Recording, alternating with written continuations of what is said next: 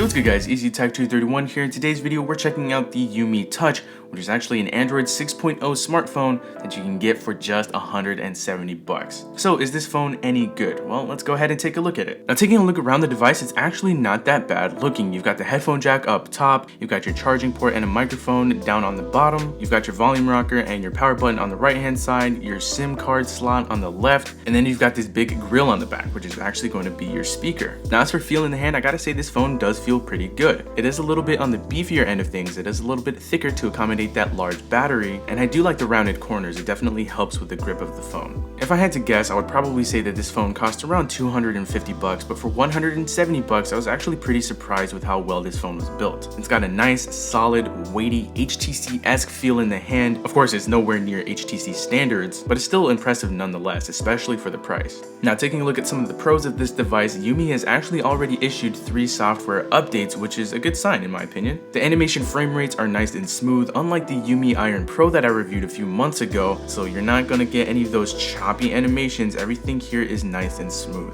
As I said before, the screen is a 1080p panel. It's nice and clear, the colors are pretty washed out, but it's nothing major, it's not a deal breaker, it actually looks really good. It also runs a near stock version of Android with some UMI branded features, including turbo download, gesture sensing, and smart wake, and you can also schedule power on and off times, which is pretty neat. Alright, so overall fluidity was what I was really looking out for with this phone, mainly because phones at this price range don't do too well in that category, but this one actually does. It'll handle everything from social media to taking pictures, to editing pictures, to watching YouTube videos and playing games. It handles all of that like a champ. Now please do not take what I just said as, oh, this phone is going to outperform your Galaxy devices. No, this is not going to do anything like that. But again, considering that this phone is a good amount under 200 bucks, I gotta say I'm pretty impressed. Now, getting to that 4,000 milliamp hour battery. The battery life on this thing is really good. I can often get 6 to 7 hours of screen on time, sometimes even 8 hours of screen on time, and standby time is great as well. I only lost 2% overnight. Now, as for the cons of this device, there aren't too many that I have, but the ones that I do have are pretty heavy considerations.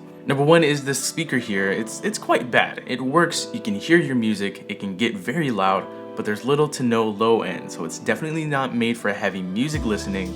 It's quite tinny. And lastly, the cameras here are only okay. It's nothing that I would really buy this phone for, but it'll get the job done in a pinch. But overall, for the price, there really isn't anything to complain about. Sure, I'd like a better speaker, I'd like a more solid home button, and I do wish that I could get a little better from the camera. But all in all, this is a very solid device for just 170 bucks. I can actually recommend this. Now, you're not gonna wanna buy this phone if you plan on taking a bunch of pictures. Not saying that the pictures look absolutely horrible or anything like that. It's just that I personally would not rely on this phone for the pictures that I take. And if you're wondering about that fingerprint reader, I was very impressed as it's very easy to set up and it even unlocks faster than the Nexus 6P. At the end of the day, you get what you pay for, but this is one of the first devices in this price range that I can actually recommend to somebody who's just starting out with smartphones and doesn't want to spend a whole bunch of money, or maybe you just want to get your kid a smartphone to mess around with. Overall, it's a solid device and a good phone for the money, no doubt about that. So that does it for the review, guys. I hope you enjoyed it. I'll put a link for this phone down below in the description. Slap that like button if you did enjoy this video. Comment your thoughts on that voice crack what. But anyway, that does it for me. I will talk to you guys in the next video.